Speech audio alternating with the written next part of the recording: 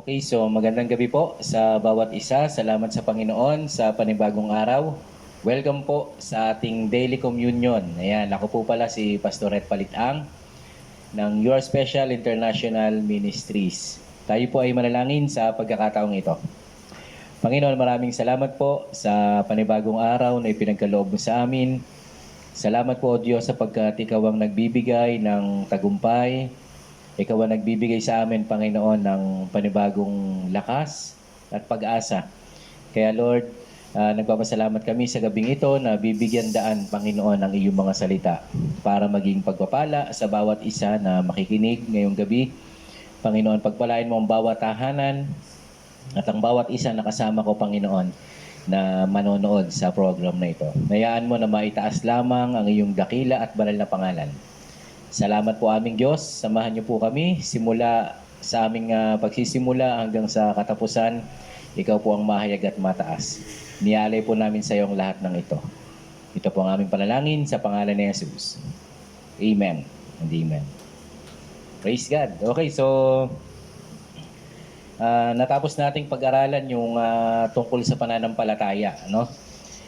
Kaugnay pa din ng ating pananampalataya ay meron pong malaking biyaya na nakalaan sa bawat nananampalataya. At ito po yung pag-aaralan natin, yung tungkol sa biyaya. Grace, sabi natin, grace. Ayan, kapag sinabing grace, meron pong dalawang lumulutang at ito yung pag-aaralan natin ngayong gabi, yung tinatawag na God's unmerited favor at God's enabling power. Okay? So, ang ibig sabihin yan, ay hindi yung hindi matawarang pabor ng Panginoon nandun sa ilalim ng grace. Mamaya ho ipapaliwanag natin kung ano yan. Pangalawa, yung kakayahan na ibinibigay ng Diyos para magawa natin yung mga bagay na kinakaharap natin. Hindi kasi natin kaya, pero dahil sa tulong ng kapangyarihan ng Diyos, iyon po ang tumutulong sa atin para magawa natin. So, biyaya ng Panginoon ang lahat ng bagay na gagawa natin hindi dahil sa sariling lakas. Kaya sa biyaya pa din po ng ating Panginoon. Ayan po ang grace. At ipinagmamalaki natin ang grace na ito, no? Kasi kung wala pong biyaya, walang grace, walang kaligtasan. Okay? So, salamat sa Panginoon dahil ito ang ipinagkaloob sa atin at patuloy po nating mapag-aaralan ngayong gabi. So, sa Acts chapter 4 verse 33, mababasa po natin diyan, with great power the apostles continue to testify to the resurrection of the Lord Jesus, and much grace was with them all. So nung kanilang pinapangaral ang kapangyarihan ng muling pagkabuhay ng Panginoon, yung biyaya po ng Diyos ang kasama nila. Okay po? So mamaya po ay lulubusin natin yan.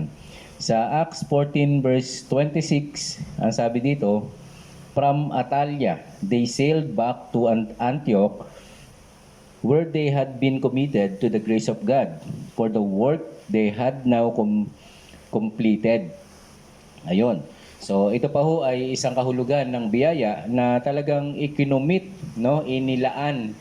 Sila po ay inilagay sa ilalim ng biyaya ng Panginoon sa pangangaral. Sila ay naglakbay, sila ay nakabalik, at natapos ang trabaho. Ang panalangin po ng mga kapatid ay sa biyaya ng Panginoon. Maintindihan po natin yan as we go along. So ito po ay nasulat at nabanggit sapagkat napakahalaga na mabigyan din yung tinatawag na grasya. Okay?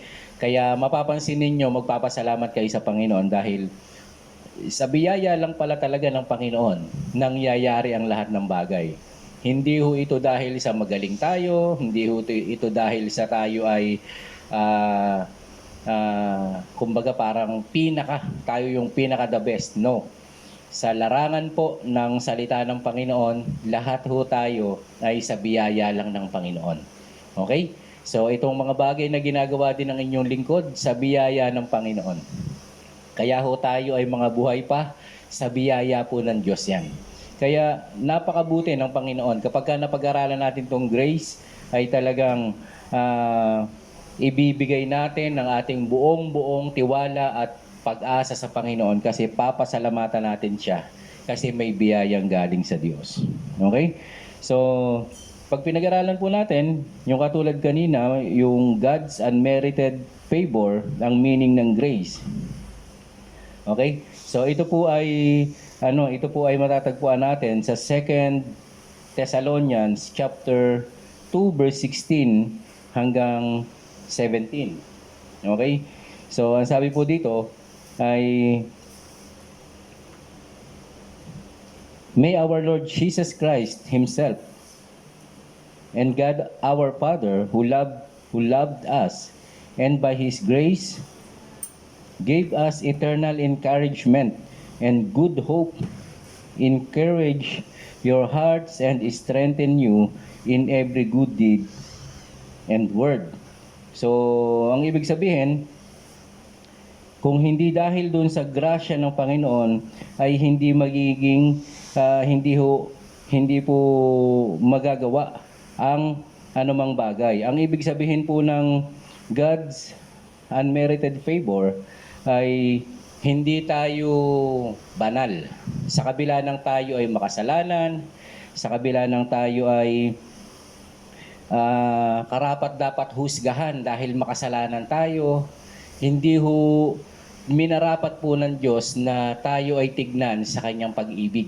Iyan po ay biyaya ng Panginoon. Hindi tayo karapat dapat maligtas, pero iniligtas tayo ng Diyos. Yan yung God's unmerited favor. Hindi matawarang pabor ng Diyos. Hindi nila maisip, kaya nga yung ibang tao, bakit ka dadasal-dasal? Babasa-basa ka ng Biblia ay makasalanan ka pa rin. Palakpakan mo yon kasi sa biyaya ng Panginoon, di ba? Sa biyaya ng Diyos, tinanggap ako ng Diyos. Hindi tayo katanggap-tanggap sa sino mang tao. Ganon din ang Panginoon. Pero dahil mahal tayo ng Panginoon, doon sa masaganang habag at biyaya ng Diyos, ay yun po ang nagbibigay sa atin ng pag-asa. Okay?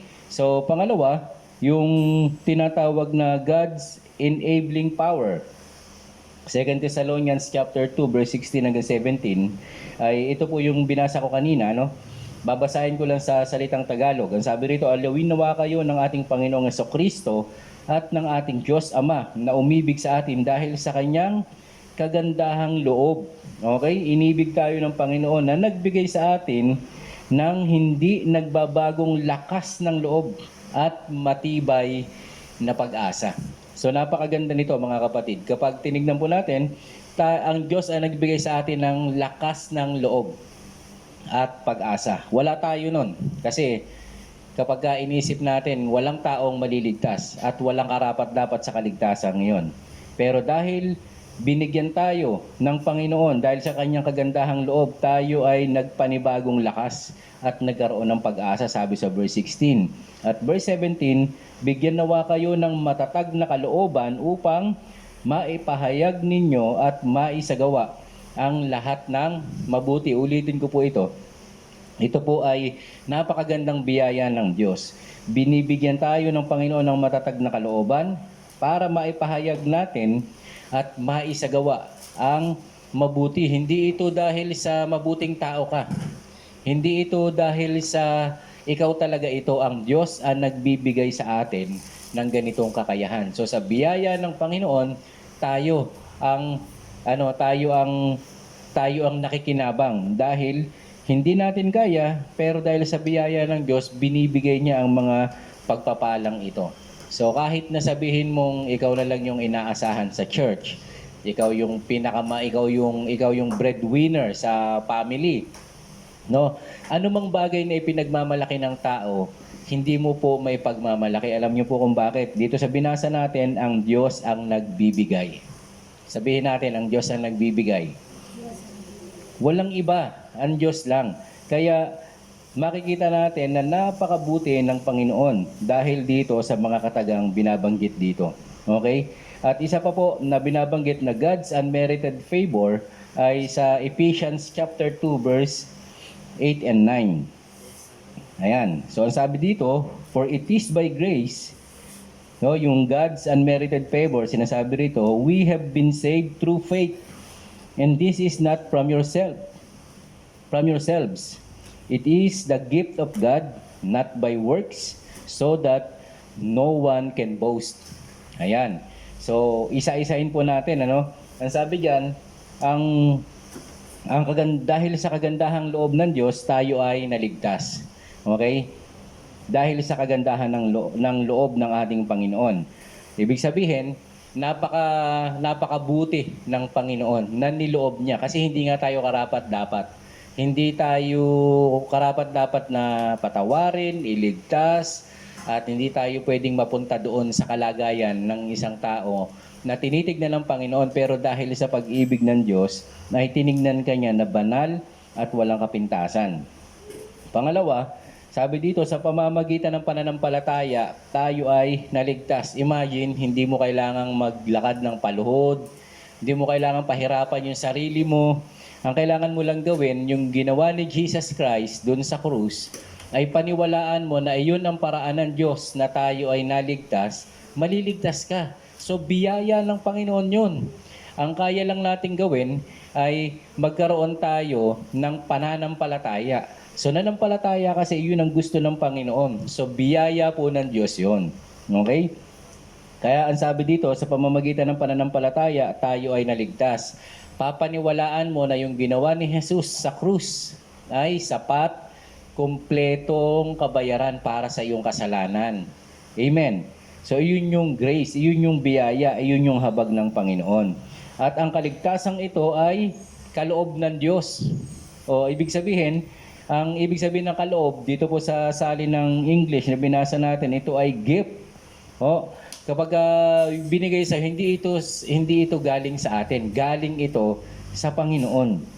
So, binigyan tayo ang Diyos, ang gift, giver, at tayo ang pinagkalooban kasi nais ng Panginoon na magkaroon tayo ng isang magandang kalagayan na hindi deserving ng tao na mangyari pero ibinigay ng Panginoon. So gaano katindi ang biyaya ng Diyos na ito sa bawat isa sa atin. Kaya dapat nating pasalamatan ng Panginoon. Hindi ka karapat dapat maligtas, ako at ikaw. Pero dahil sa kabutihan ng ating Panginoon, dahil sa pagmamahal ng Panginoon sa atin, ipinagkaloob niya ang kaligtasang ito ng walang bayad. Amen. Mananampalataya tayo at tayo ay maliligtas. Iyan po ay patakaran at prinsipyo ng Biblia. Hindi mo kailangan pahirapan ng sarili mo para maligtas ka. Ang kailangan mo lang, paniwalaan mo yung ginawa ni Jesus Christ dun sa krus ng Kalbaryo, na ito ay sapat, kumpletong kabayaran para sa kasalanan mo. Okay? At ang sabi ng Panginoon, ang lahat ng maniwala ay hindi na mapapahamak, kundi magkakaroon ng buhay na walang hanggan. Ayan.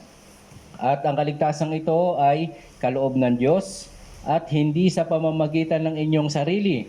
Okay, lagi ko po itong binabanggit. Kung kaya mong maligtas sa iyong sarili, no need na palang bumaba. Hindi na pala kailangang bumaba pa si Jesus Christ.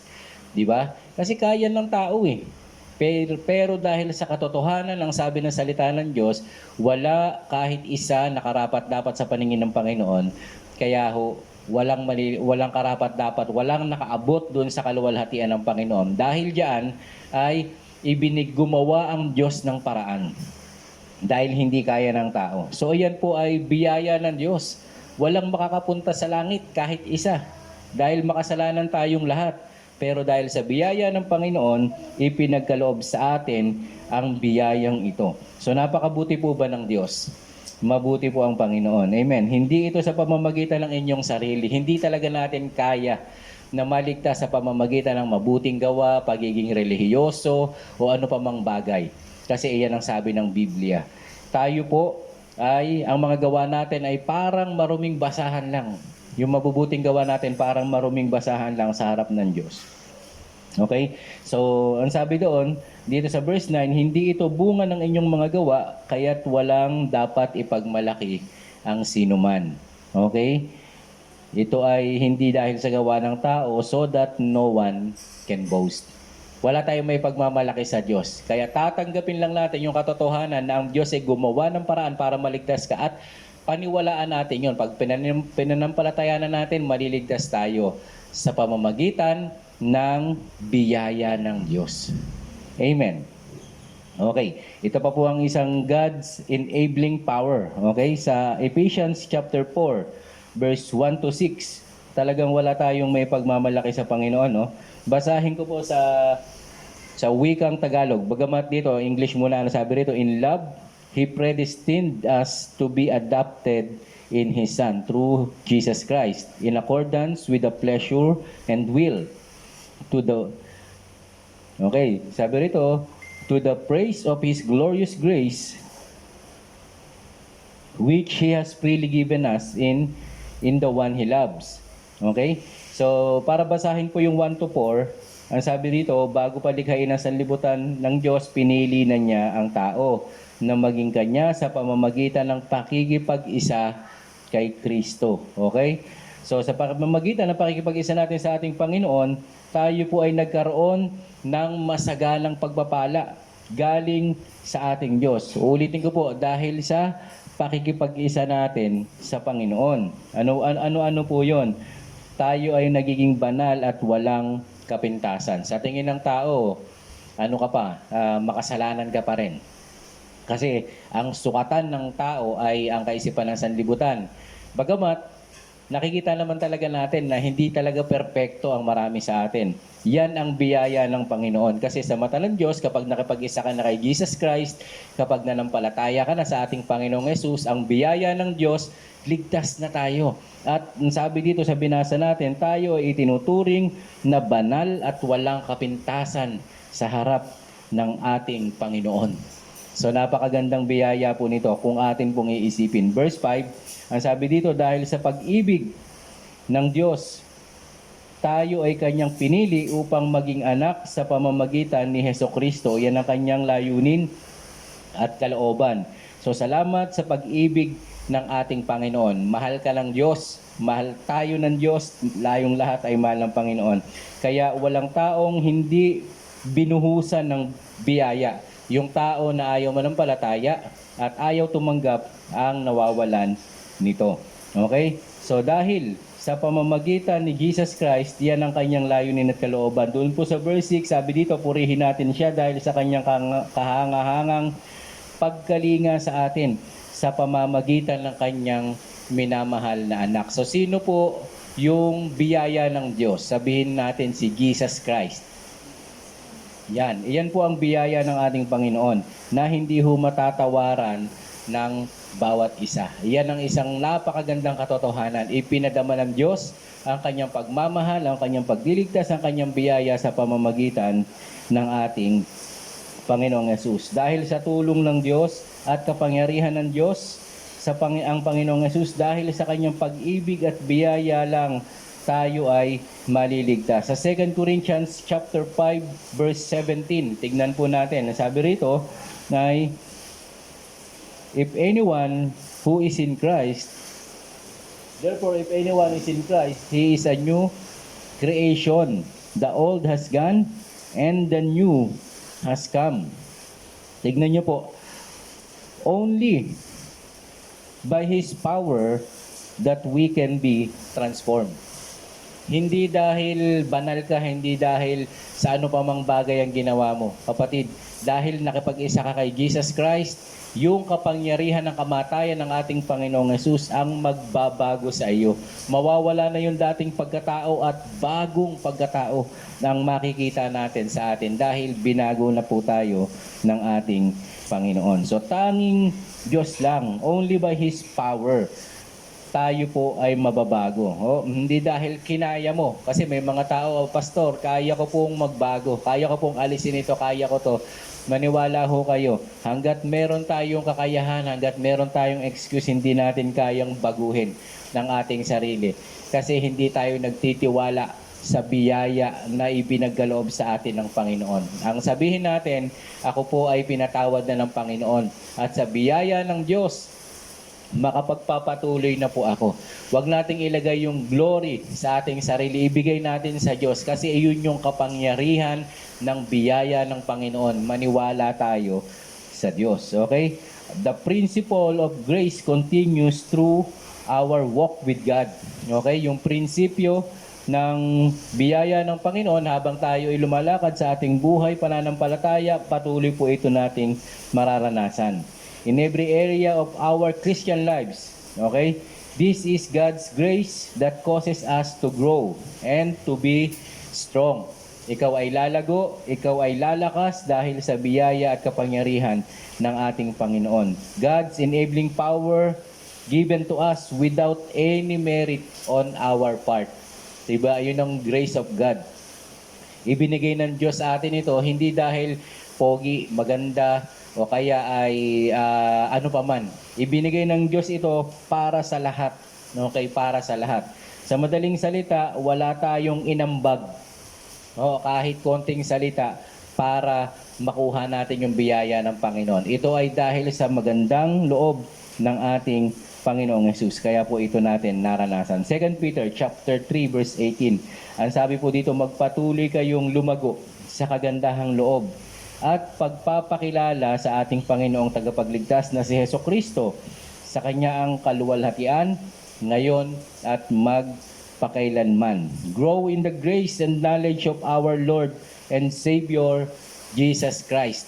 Ang panalangin ko po ay patuloy tayong lumago sa biyaya ng ating Panginoon. Dahil yan po ang kanyang nais, yan po ang kanyang kalooban na tayo ay magkaroon ng biyaya ng ating Panginoon upang sa ganon ay makita natin mag-end tayo dun sa pagpapasalamat sa Diyos. Amen.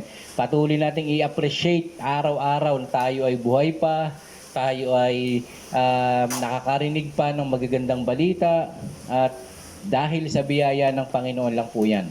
Kaya ho nangyayari ang mga bagay na ito. So, merong napakalalim na dahilan para magpasalamat tayo sa Panginoon at magtiwala sa Kanya. Amen. Dahil ang biyaya ng ating Diyos ay napakaganda sa ating buhay.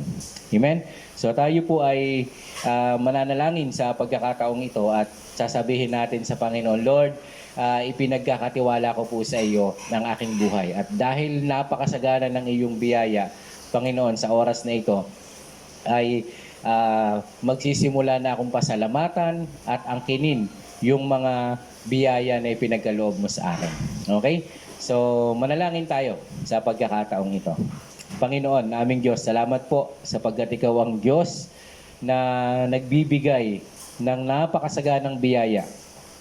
Wala kaming inambag kahit kaunti, pero pinili mo pa din na kami ay ibigin, mahalin, patawarin, iligtas, Panginoon.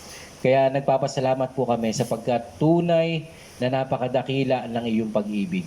At gusto po naming sabihin sa pagkakataong ito, O Diyos, kami po ay nagpapasalamat at nagtitiwala sa aming Panginoong Hesus. Sapagkat ibinigay mo siya sa amin, Panginoon, na ang kanyang kamatayan sa krus at muling pagkabuhay, O Diyos, ay tanda, Panginoon, na kami ay pinatawad mo na at hindi na kami mapaparusahan sa apoy ng impyerno. Kaya maraming salamat po, O Diyos, na pinagpala mo, Panginoon, ang oras na ito. At hayaan mo, Panginoon, na patuloy sa pag-aalay namin ng aming buhay sa iyo, patuloy naming maibigay, Panginoon, ng the best na papuri, pasasalamat dahil sa masaganang biyaya na ipinagkaloob mo. Salamat po, Panginoon, pinupuri ka namin. Pinapasalamatan ka namin, O Diyos. Ito po aming panalangin sa pangalan ni Jesus. Amen and amen.